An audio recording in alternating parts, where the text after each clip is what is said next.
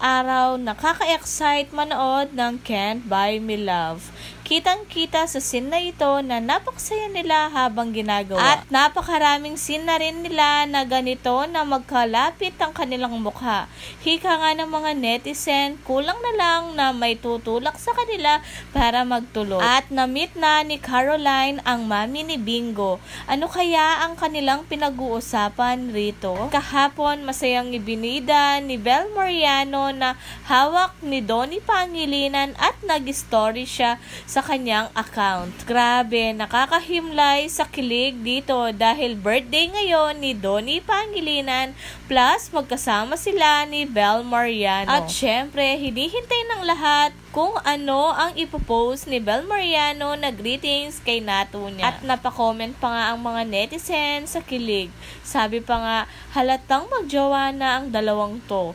I love you both, Bel and Donnie. I'm so proud of you and inspirational to my Don Bel. Congratulations, my favorite love team.